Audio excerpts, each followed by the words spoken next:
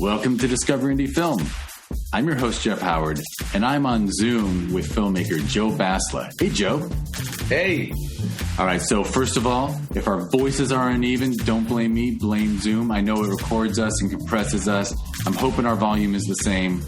I try not to shout, but I kind of have this like deep, loud voice. So my apologies if it's uneven, or blame the engineers of Zoom. I don't know. But Joe Basla made the short film Grade A, which he brought to the Sherman Oaks Film Festival in 2020, and he took home what's known as the Programmer's Prize, which I'll just come right out and say it. Programmer's Prize means this film was so damn good that the head programmer, Jeff Howard, had to see that film get a prize. So, Joe, thanks for making such a great film. I think Grade A is hilarious, wonderfully written.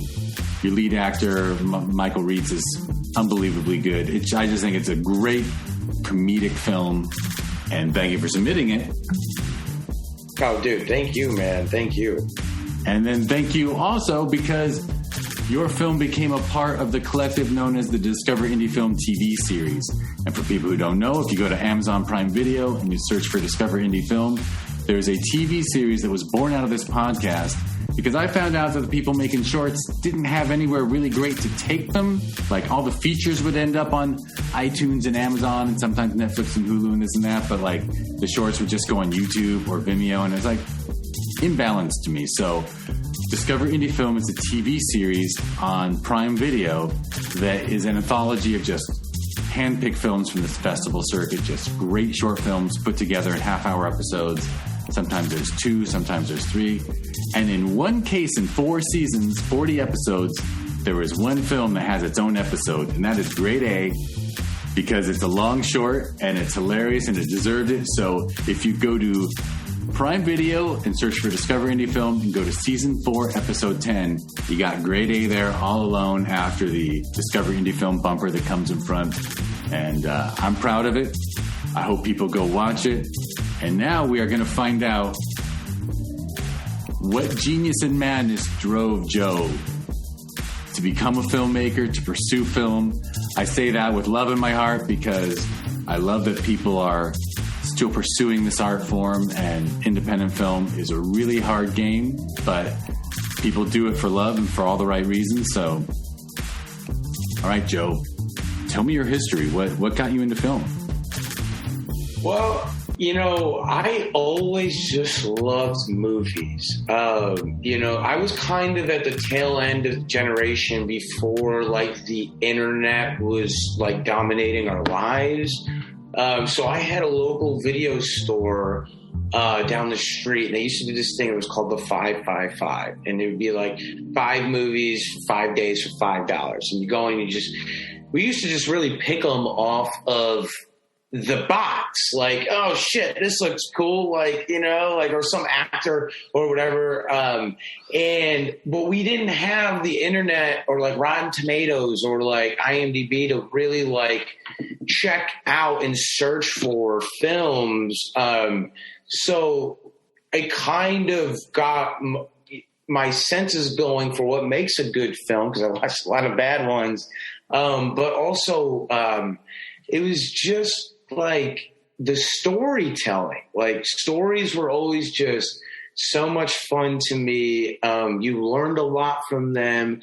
You laughed a lot. It kind of got your emotions going. And I don't know. I really kind of latched onto that early. Like, this might be something I want to do, and something I want to be a part of. And when you kind of find out that can be a possibility, like someone wrote the movie, like it just didn't come out of nowhere, that, it kind of imprinted that into me, like, okay, maybe I'll do this someday. And was this like middle school you got started on this? No, this was like I was like 5, 6. Oh, as a kid, like your parents taking you there. Yeah, no, they would take me like just like, because I don't know, I was so like high energy, man. Like I was just very like, to contain like the energy I had, I could sit down and watch movies. Like that was like, especially like adventure action sort of films at that time. Like I was really big into Jackie Chan. I was really big into like, I remember like watching Con Air on illegal cable like 3 times in a row, like those kind of like boisterous, confident like movies. But to be honest, like, dude, I was like, my dream growing up was to be a professional basketball player. And so it really wasn't until like, that was like, that's not going to be a thing, that I really was like, well, I guess all I'm going to do then is movies. Cause I just didn't think I never thought of like a traditional way of like, I want to get a job, raise a family, this and that. I was just never geared that way. And I didn't ask, where were you growing up? Syracuse, New York, upstate New York. Upstate New York, Syracuse. Very cool. All right. So yeah, the video store, you were well removed from the entertainment industry. Yeah, big time, man. And it's just funny. You just like, you did not think, it's just too completely different now. I mean, there's a movie studio now in Syracuse, like in my hometown, that Jeremy Gerlich founded, who like wrote The Breakup. He directed The Wedding Ringer with Kevin Hart and Josh Gad. Like, this is a big guy. And he has a movie studio at a place that used to be a school. It's now a closed school. They shoot a lot of high school kind of movies, or that's kind of their vibe. But like, I used to play basketball there, like multiple times a week. And now it's like this movie studio, and it's just freaking weird. Like how, now it's just come full circle that now they're just making movies there. Yeah. Yeah. To go back to what you were saying, like the 5 for 5, like I actually do think that is a wonderful, probably, I don't know if it's completely lost. Maybe you can do it with streaming, but just picking up, I assume it was DVDs, but just picking up 5 movies and bringing them home because it was really low stakes, like low expectations. Like there's no expectation. You're just thrown on a movie. If it was great, great. If it was bad, you weren't mad. Because you could. That was a wonderful way to watch films, was the no expectations, don't know anything about it, and just discover what's on that disc. Oh, totally. And the thing is too, is like, you're just watching them. Like the amount of time that like a couple or friends or whatever, or even just yourself can waste trying to find something to watch. Sometimes you could have watched 2 movies like in between that, we were just burning through movies. Like we just didn't, there were no phones then. It was just, dude, we're going to sit down and watch this movie, and maybe it'll suck and we'll make fun of it, or maybe it'll be cool. And, we'll brag to all our friends like, dude, you got to go check out this movie that Chad at the Video King told us we had to watch. Like, like you used to have to go like the guy, like it would be like this cool guy, like this like guy, and be like, you were like in middle school or elementary school. He was like in high school, and he like knew all like the crazy movies. You'd be like, yeah, dude, you got to go like check out Fight Club, or like, yeah, you got to go check out this or that, or like Texas Chainsaw Massacre 3 is like cool for Halloween, like, and just like these different things that like, I don't know, it was like exciting. Like you looked forward to it, or, now it's a little bit more like, well, let's see, what we can find, or let's hope this, so I'm really, and I've always been grateful to kind of get that experience before like the whole streaming thing took off. For sure. All right. So you loved basketball. That's cool. Yeah. And then did you ever play with a video camera? Did you get interested in film on that side, or wasn't till when did you first either start writing stuff or playing with a camera? Well, there was a friend of mine who, we were really big into comedy. We were, stand-up comedy, television comedy, feature films, everything. And, he kind of pushed me a little bit to like, well, why don't you try writing something? So I was a junior in high school. No, because no one was writing anything like that. No one was writing movies. No one was making movies. It wasn't as easy to do it then. My background was in more like improv kind of stuff. We had me and my childhood friends had like a sketch team before there was YouTube. Like we were posting on like MySpace and all these random like websites, some smaller ones that weren't really a thing. But it was very like improv. It was like there was an idea, but there was no structure. But I didn't know the format of writing. I never read a book about it. I didn't know whatever. But I just kind of got into it and kind of wrote something personal. And then when I kind of decided to take on filmmaking full time, which was my sophomore year of college, I did end up dropping out to move to LA. But between the semester ending and me moving to LA, I made my first feature film, which was called King of the Neighborhood. And that was that screenplay that, that friend of mine kind of encouraged me to write. I feel like I had my voice almost immediately in writing, only because I didn't grow up from like screenwriting books or professors teaching me something. It was like figuring out the language and rhythm of movies,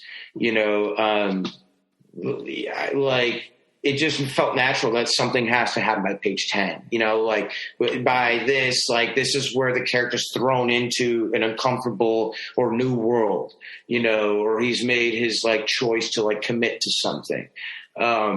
So it was tough because, you're kind of, depending on yourself to just figure it out and keep yourself going. But I really enjoyed that I kind of wandered into it that way, being a fan first and a super fan, and then figuring I can do this myself, For sure. And then, so you wrote that. So where'd you go to college?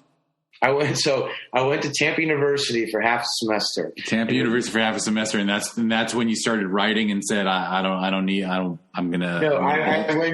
went down there for basketball. It's a Division II school, and they recruited me to go down and play there. And so you were actually quite good, because you might say Division II like it's a put down, but someone who gets recruited for a Division II basketball team would have kicked ass on every high school team in the country, pretty much. Would have been one of the best players. I mean, that's I'm just going to tell you, that's impressive.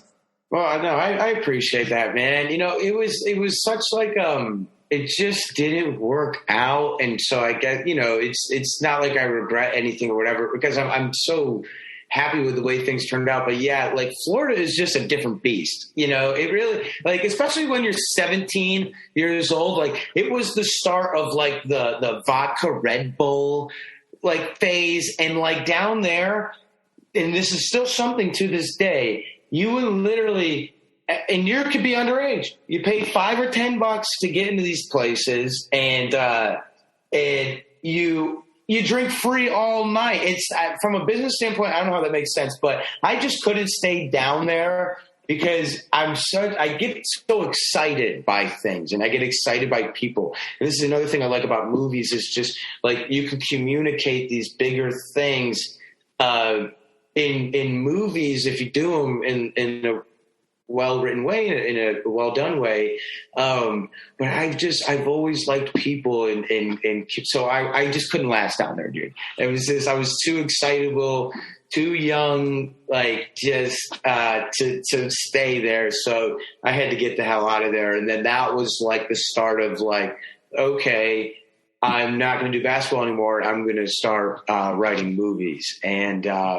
And then about a year after that, I went to college in upstate New York at Oswego, and that's where I shot my first feature film, which was King of the Neighborhood.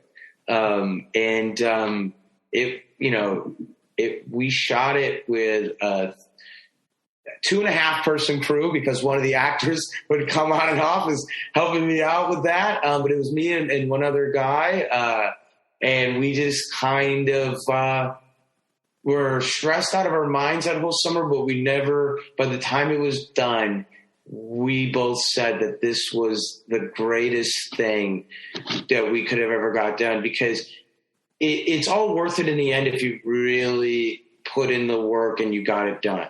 It's not a great movie by any means. I would say that. Like, it didn't matter to me. It was the fact that, like, I said I was going to do it. And believe me, I had a lot of people that were very negative about it. They thought it was just dumb and a waste of time and this and that. And then I had a premiere in Syracuse at the Palace Theater, and 400 people were there. And it really, like, that night alone made it, how the quality of it, whatever, the time we spent, whatever, like, it just made it all worth it just for a night. And that's what I feel like, I don't know, like, movies can be, like, bring you the greatest reward, but it's going to take a lot of work. And you did that all completely independent of any kind of college program. You were going to Oswego for whatever your major was. You didn't. Yeah, no, I was a TV and film major. So especially when I went to that second school, and they taught me how to write a screenplay. So for me, after that, the way I am, I was like, okay, so now I know the format. I'm not going to pay you $60,000 to keep learning or to see how good. I'm just going to go there and whatever. And my advisor, she said, as soon, I didn't even have to like try to convince her. I was like, I'm thinking about dropping out of school and like moving to LA, like nervous, like 19. And she's like, please do. I don't want to see you again. No one ever does it. Like, it's from a small, like, New York college.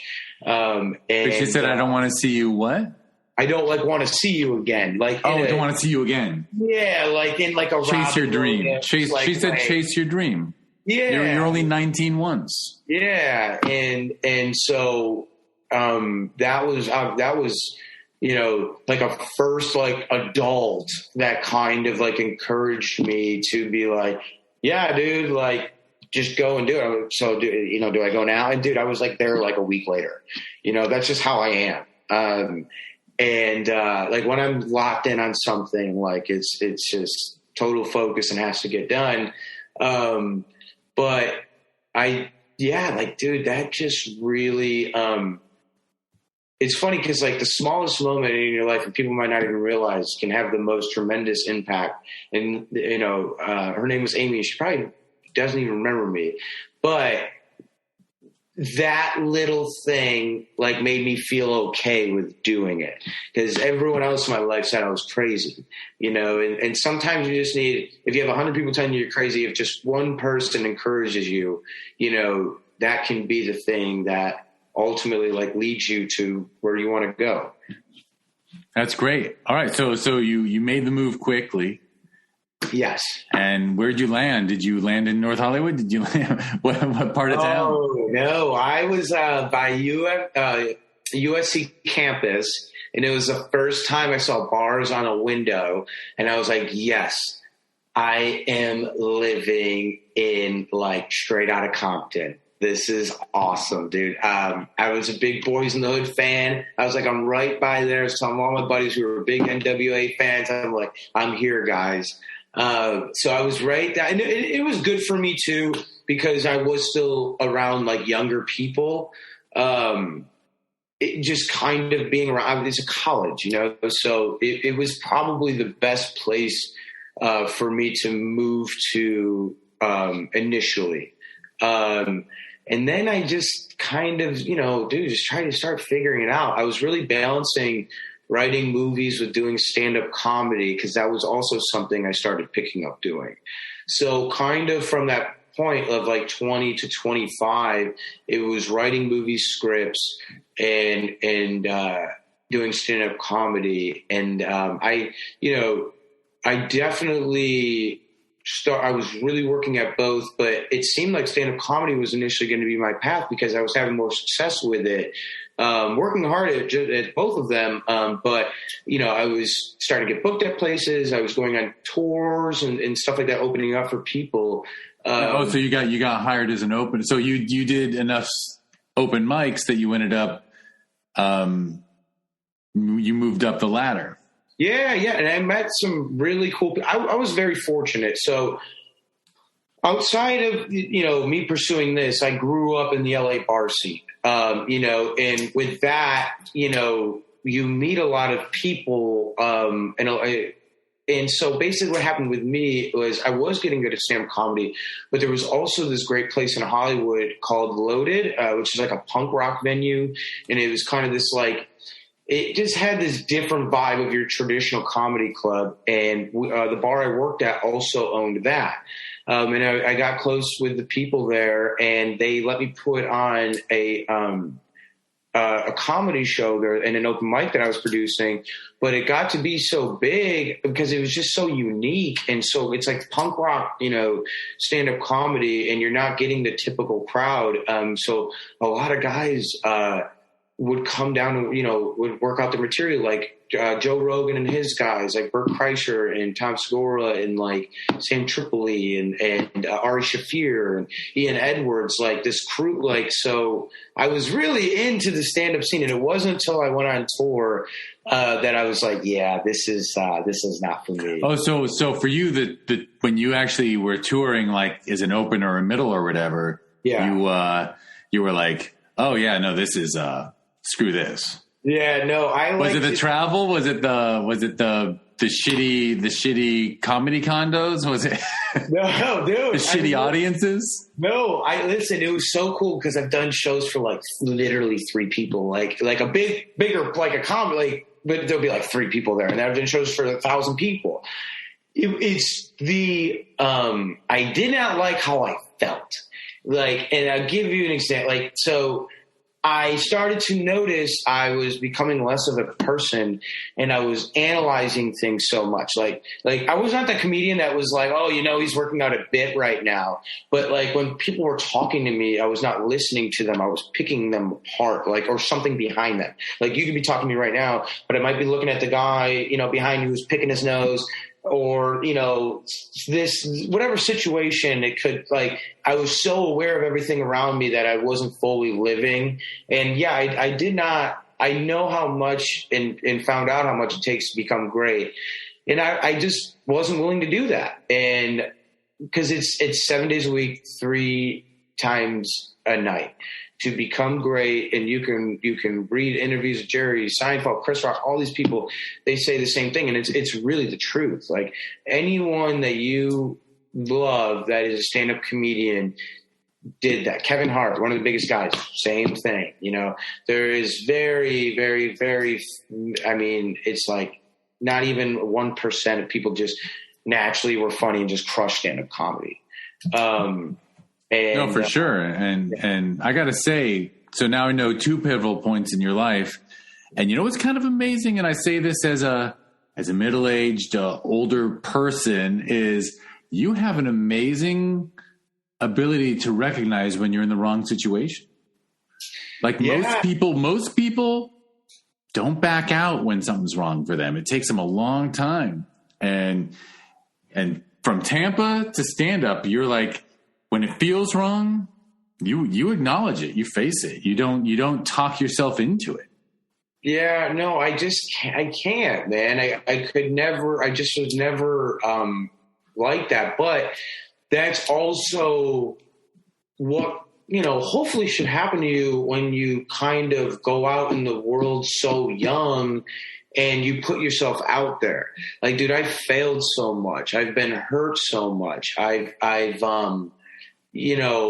loved so much. I love people, and so that was always the thing for me. I've never had a mentor.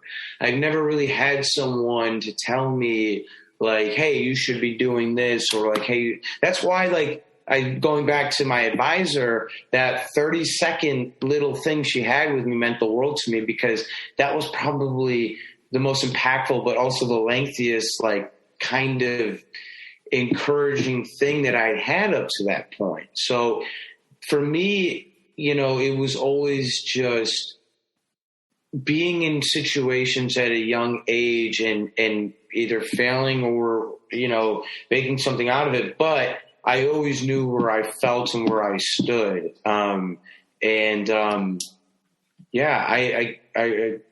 man, I've always been grateful for that. Like, if one thing I will say about myself is definitely that. Like, I will make a choice and I will stand by it, and whatever happens, happens. Excellent. All right, so you tour for comedy and go, okay, this is not for me. And that whole time you'd said you've been kind of pursuing comedy and writing scripts and stuff. Yeah. So then when you backed off of it, you just went, or backed off of comedy, you just, did you start devoting yourself, like trying to be a PA, trying to get on sets? Were you writing all the time? What was next? No, I was writing all the time, and I still had some connections in the stand-up world that, kept me, at least initially, going, or gave me back the spark of like writing movies. The guy I opened for on this Canadian tour, his name's Jason Rouse. He's a very funny, he's nuts, but he's a very funny comedian. So his fellow Canadian comedian is Russell Peters, who he was very close with, and he knew I wrote scripts, and he never had written one before. So he was like, "Let's write a movie for Russell Peters," and I was like, "What?" I was like, "Okay." If people aren't aware, like Russell's actually the biggest comedian on the planet. He's just popular in every country of this world, and he's known in the U.S., but he's not dominant in the U.S. But everywhere else, he's the biggest comedian of the stadiums, right? Stadiums, dude. I couldn't believe it, because I didn't even know who he was at the time. Like, I knew of him, like I've seen some of his stuff, but not the magnitude. Like, he is a rock star in the world. And so, this was obviously a really cool opportunity. I'm like, people ask me a lot. They're like, okay, would you write for television, or do you ever write with someone else? Me personally, I don't. I can't. And I feel like the screenplay suffered a little bit. Not that it was ever like guaranteed to become anything just because it was Russell Peters. But it's just, for me, okay, I'll give you an example.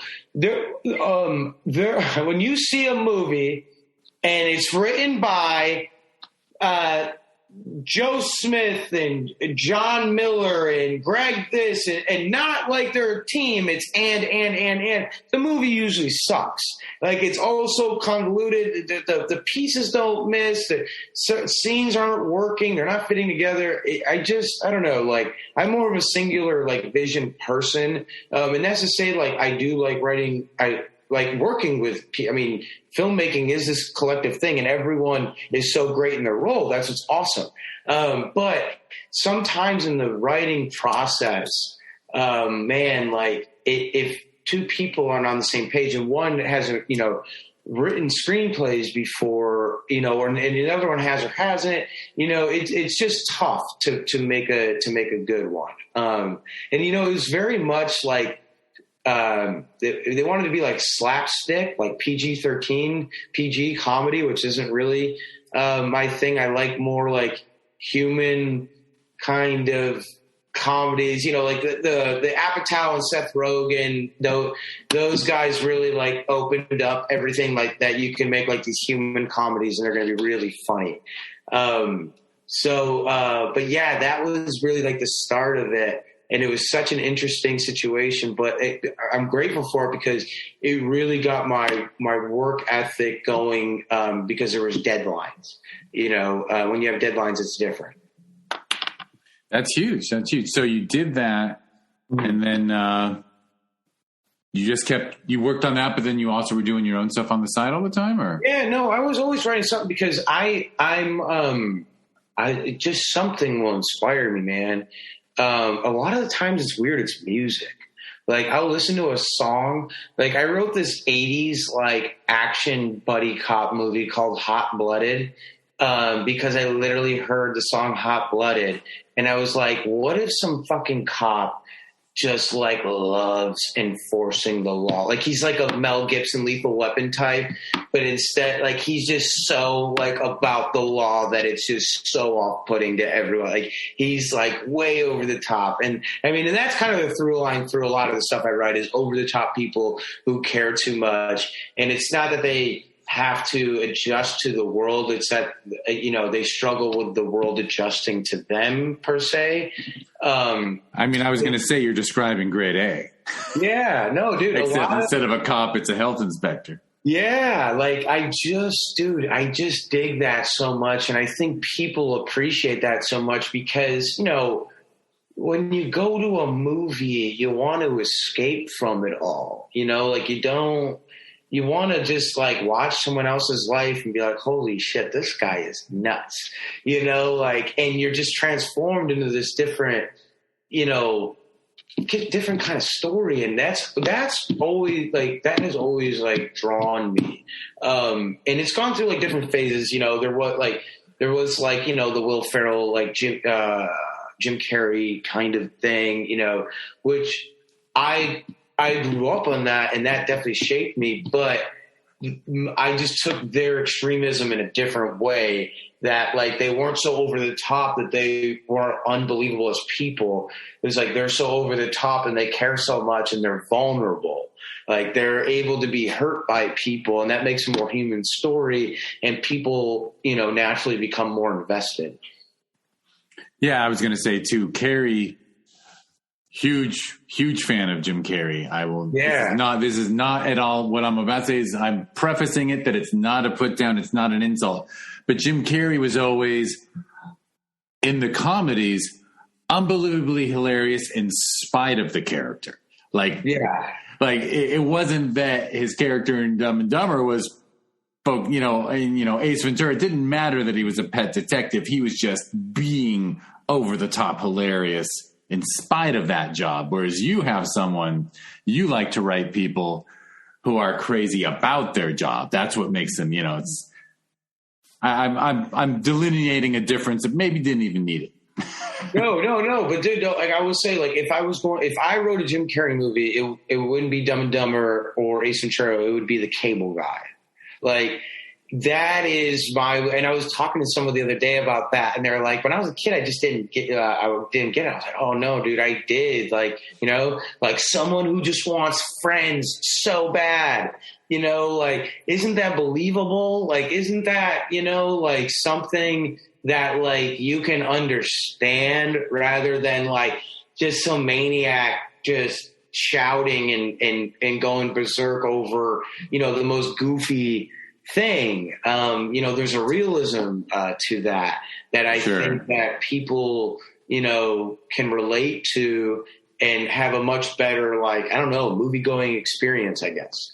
For sure. All right. So when along this line did you shoot anything before grade A in between? I did not, man. I mean, so I was about 25 when I stand up, kind of, I was like, okay, I'm done with this. I was trying to sell scripts. I was really focused on that rather than shooting something, because you do need multiple people. You need, I mean, there's money involved. It's so hard to even make a short film. You know, you just have to, it's not just yourself. You have to depend on so many other people. And I think it took me a little bit to get to that comfort level that, like, no, if you like set an example and like you get the momentum going, you will get people behind you. You will, and especially if you take care of them, you know, just from just a human standpoint, but also from a financial standpoint too. But I just, like I said, I've never had anyone point me in the right direction, or no one be like, hey, you should do this or you should do that. I was still like in the mindset of like the old schools that, you know, the writers sell the script, you know, or like you're going to get an agent and do that. And so I was really toiling around in that for a while. I got optioned a couple times on one of my scripts, but I was doing a lot of cold calling, a lot of writing, and I just really wanted to get better. I wasn't too concerned really with anything else. So what made you have to, did you just come across grade A? Grade A came out of you and you're like, I've got to shoot this one? Yeah, well, so it just got such a great response. Like, I was just working one day at the bar, and I had this manager, Mike, and he's this like hilarious guy, and like he just gotten out of prison, and then he got this manager job with us, and he was just wild. It's like his tagline was, let me tell you something about prison. But his like thing was always like he would tell you not to freak out about shit, and then like he'd be the one freaking out. And one day, like this was in Hollywood, the bar I worked at. Some of the neighbors we had another business were like, "Yo, the health inspector is at our place, so like just like giving you a warning."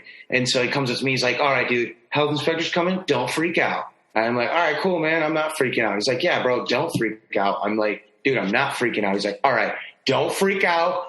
Everyone get the fruit trays on ice." Like he started losing his shit.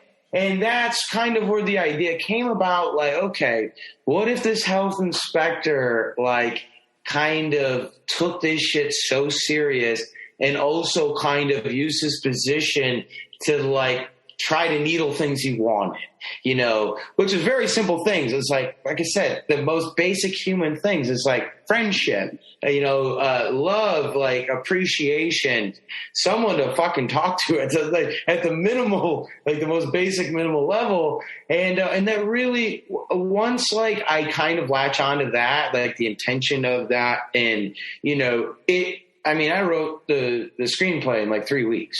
Like it just starts flowing after that once you're like locked into that zone. And then I started sending it around. But more than what the consensus was that people liked it, it was the variety of people that liked it. Like there were some agents that were like 60-year-old women. There were some, 20-year-old guys liked it, 30. There was such a mixture of people that really enjoyed it.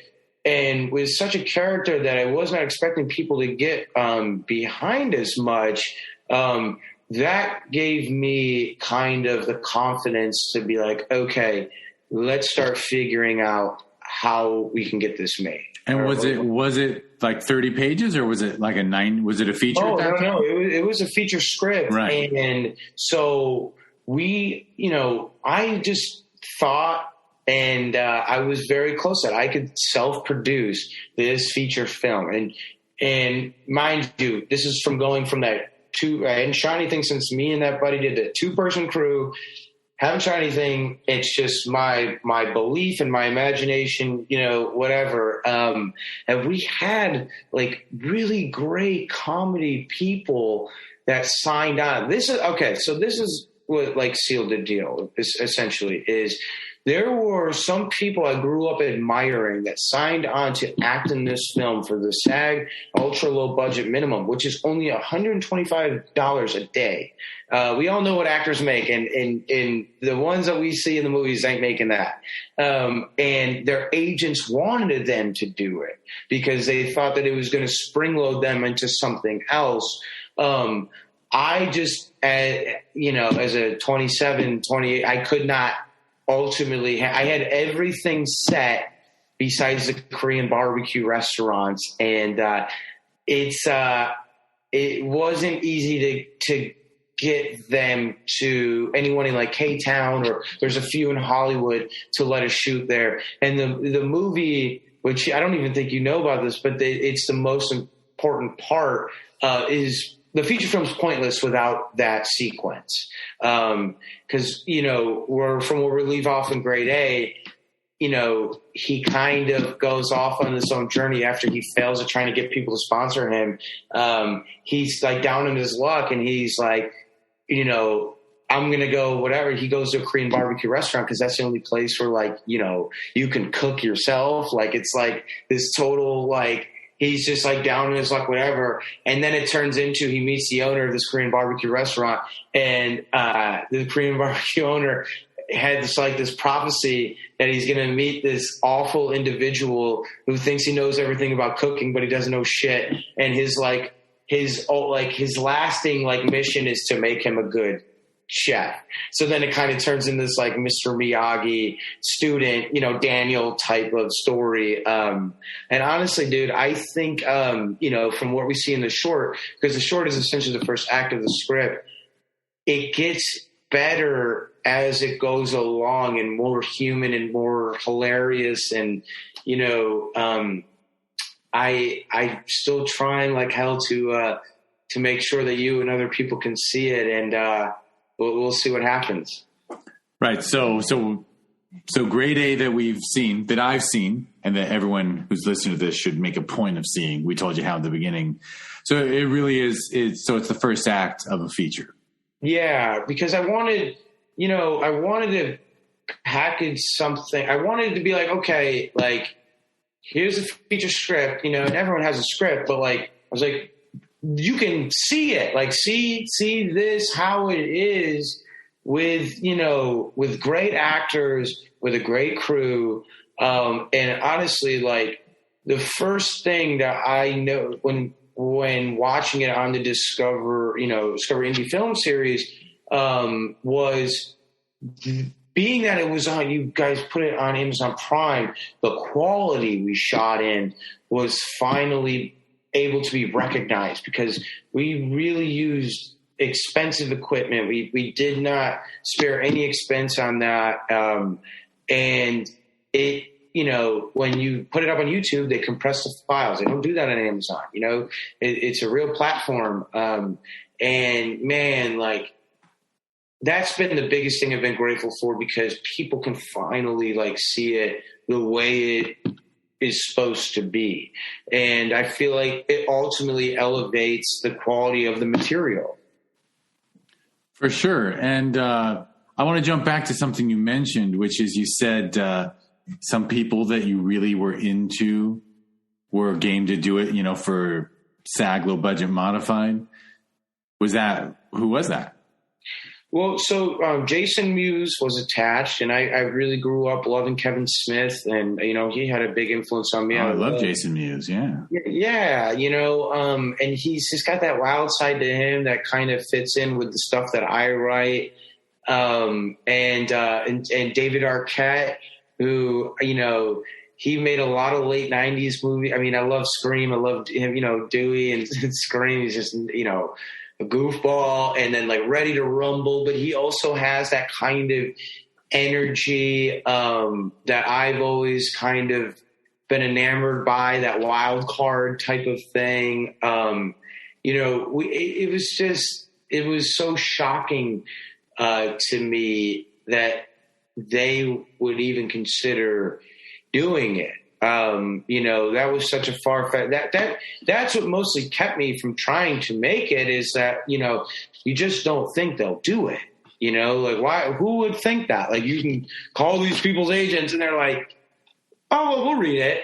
Like, are you serious? Like if you feel like you like, I don't know, pulled one over on them, I guess. I don't know. Hollywood has a way of making it all like seem unattainable. But there are a lot of people that really do care about making good stuff, and there's still some of them left, Excellent. And then I just going to have to mention Michael Reitz, because you found, I think we discussed it. I know we discussed it at the Q&A a year ago when the film was at Sherman Oaks, which is that, you talk about an amazing lead performance. Yeah. So, he's so great. And he will never admit how great he is. He was I got 254 submissions for Robert, the lead role. And after like going through resumes and headshots and stuff like that, I think it was like 50 people that I had left over. He was the first video submission tape that I watched, and I just knew right away. And everyone fought me against it. some of the people I was working with, and they were like, "Oh, he's just the first one." Obviously, I watched everyone and went through it all, but even after that, they weren't so sure. The thing is with Michael that he really got was, and that everyone else didn't get. Everyone else was doing this very angry thing. They loved the material, and they're like, "Oh, this is so much like Danny McBride," and this and that, and they were going way too. There's no heart in it. There was no hurt in it. When Michael was talking and being the role and delivering the lines, like, he had this like flamboyance to him that it was exactly how I felt he is that this character is a vulnerable, very in tune with feelings, like very like physical person with like, I always would tell Mike that when we were filming, like, make sure you pop the face, like make them see how you feel, and he just dominated that, man. Like he really did. And he was the most humble person you'll meet, but I'm so happy that, you enjoyed him, because he deserves, so much more praise than he's even gotten. And he's such a good dude. He is, and I got to say, what keeps him on my mind too at times is he's real supportive. When the series hit, he was like, it was like popping up on my Instagram that he was like promoting and saying, "Hey, this thing I did is on Prime Video," and not everybody does that, Yeah, no, dude, I'm telling you, he's so about it, man. Like, he really is. He really committed. And he really made me grow. I mean, dude, I came from the writing world and doing some comedy. I'm not especially a technical director. I don't know anything really about cameras and lenses and stuff like that. But I know this. I know the story. I know the character. And he just made me grow so much in that. Of being a leader on set, but also how to act with actors. You hear so much, about these difficult, almost like asshole, like directors who like, believe in like, I don't know, berating people or this, that, whatever. It's like, dude, we're making movies. Like, we shot this thing over 4 days, and it was the best 4 days of my life. Like, I was in tears on the last day when we wrapped, because I didn't want it to be over. And it was people like Michael who, made that what it was. And those were an intense 4 days, I'm sure, because besides the fact that you were probably averaging 7-8 pages a day, you did a lot of locations. Yeah. That goes back to the bar stuff, man. I mean, I've just been very grateful, very lucky to have met some great owners of bars and restaurants that allowed us to shoot there. And some had multi-levels, so it was very easy to pick and choose. Okay, we'll do this here, and then we'll move downstairs. I just kind of went with my gut with it. I was, well, the one regret I do have about Grade A is the technical side of it, the camera movements and things like that. But it's the thing I'm most grateful for as well, because I learned so much from that. And now I know what I will do next time. But yeah, dude, we went in there and we were just ready to shoot, and we did not waste too much time on takes or whatever. It was about getting it done. And I feel like a lot of natural, just great material came from that. From just having your back on the wall and just saying, we need to get all these things done in this day, and we're going to do it. And everyone was on board. I mean, sounds great. Sounds great. And you probably shot it in 2019, I imagine?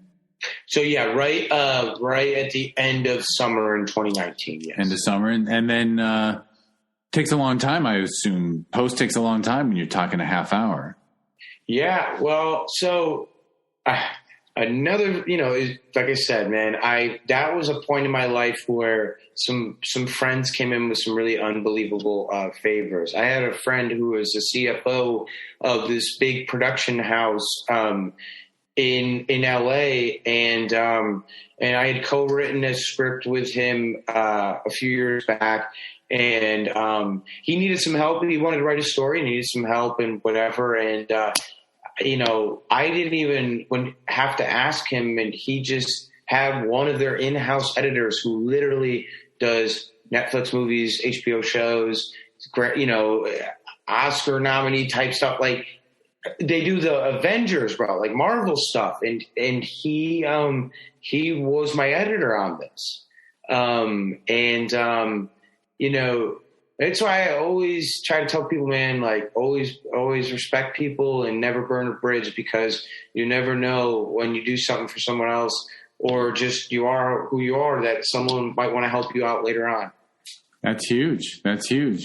So you, I'm going to assume that post dragged into like the pandemic, like you didn't have it done before COVID hit. No, we did. Oh, you did have it done. Yeah, no, that's what I mean. Like, dude, that's pretty quick. Oh, so not only was it great, but they got it done quick.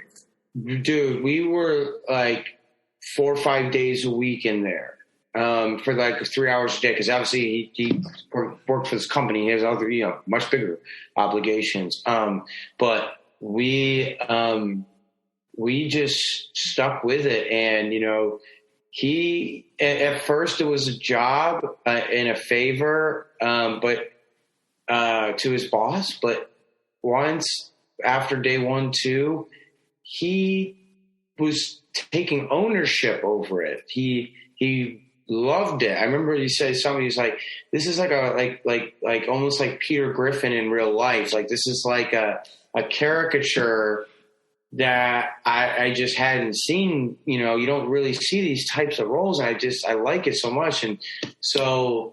That meant the world to me, obviously, and we just got to work, man, and we just dedicated ourselves. That's fantastic. All right, so did you get any screenings in before COVID slammed down, or no? Just like friends and family type of stuff, and then I at some point I just started submitting, and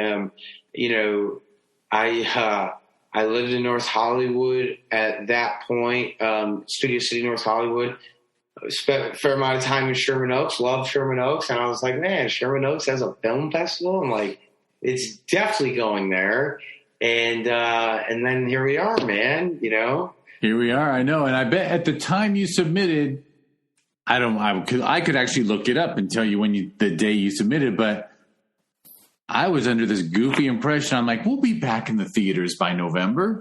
Yeah. So we had a virtual festival,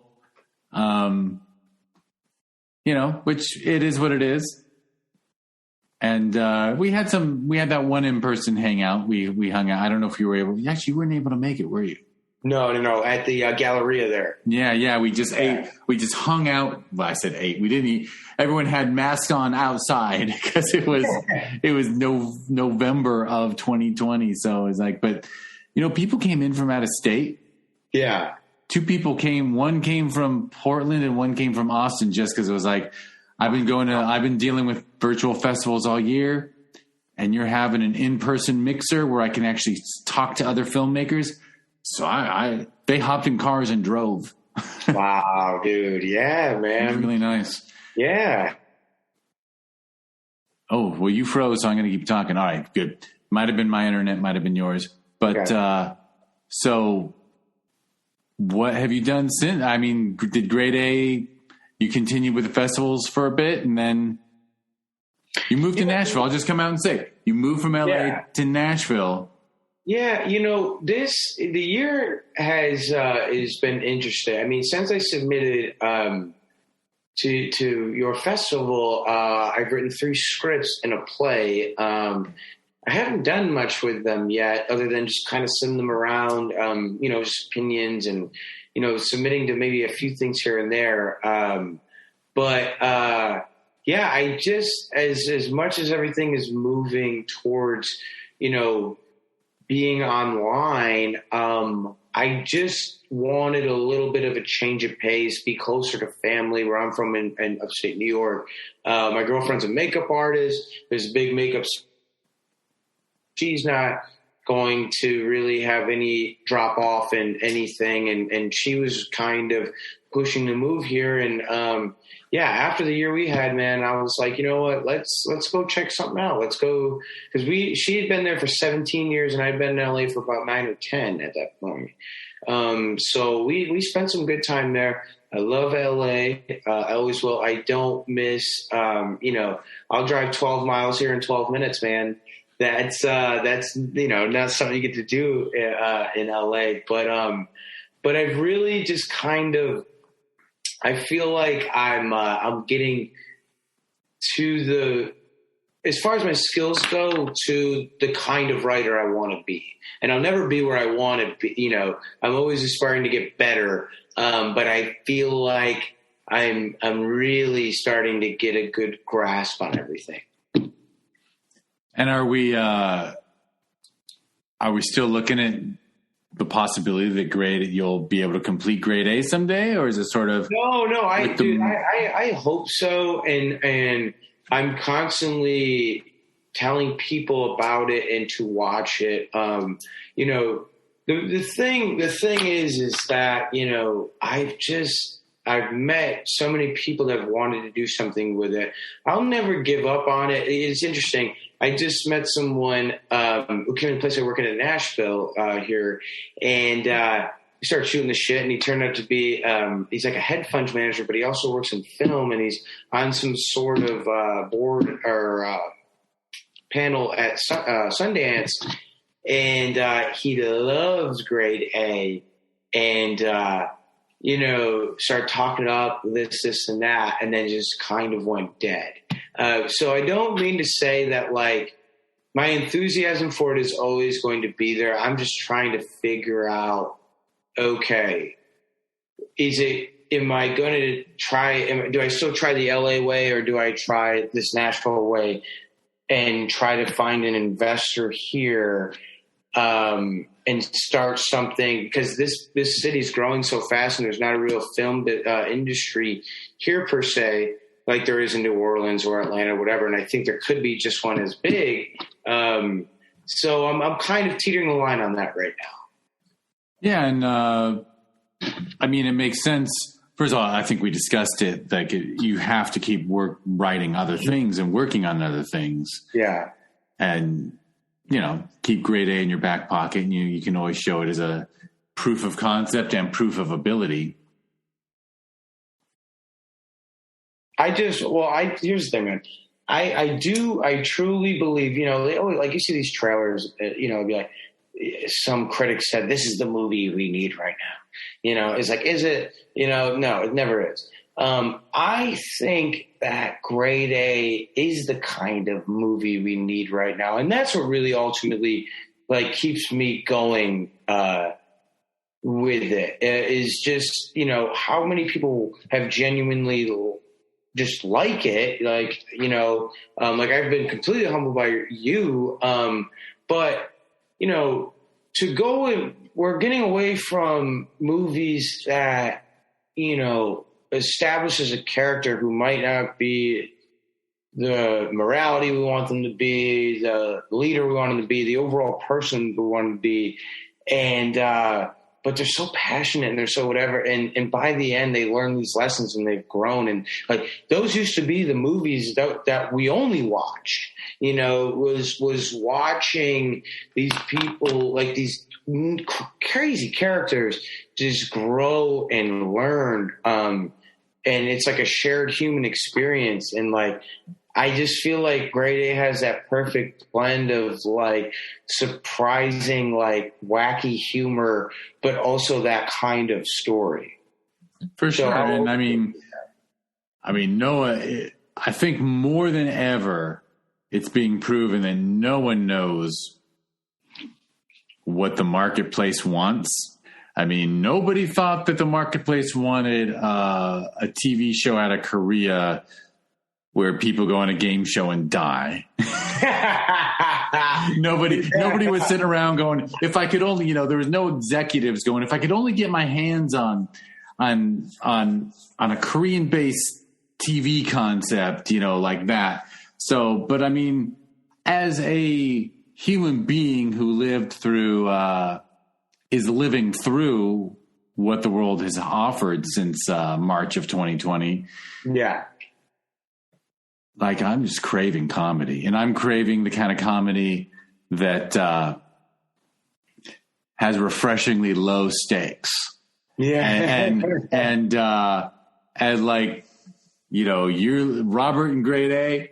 How low are the stakes, man? Like, he's so passionate, but the world is not going to live or die with restaurants. You know what I mean? Like, it's refreshingly, exactly. Like, actually, in my home, we rewatch Tosh.0 and Letterkenny a lot at night because we're like, we just want something like the worst thing in the world that we like the show Letterkenny, and like the worst thing that happens on Letterkenny is like, like someone's going to, like, there are no stakes, like literally their life, their beings.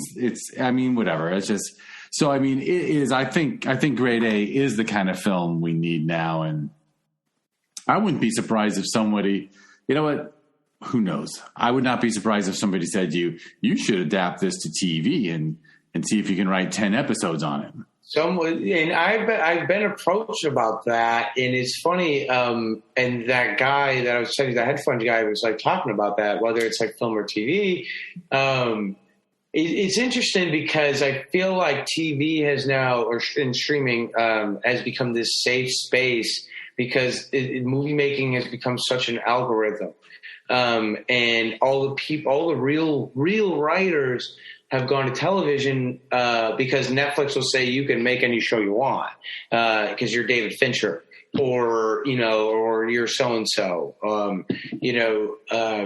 So that's always been an attractive thing for me. Ultimately, I love writing movies. I like the start and finish of that and just having that one story. But I think with a character like Robert, where every scene, you don't know what's going to happen. And I write it that way because he's just an unpredictable person, and that's exciting. That's exciting when you don't know, like, what someone's going to do. And that also brings like an emotional, like, attachment because, you're like, holy shit. Like, 1 minute this guy's so committed and the next one he's hurt. So he's doing this terrible thing. And, you're not on balance with it. So we'll see, man.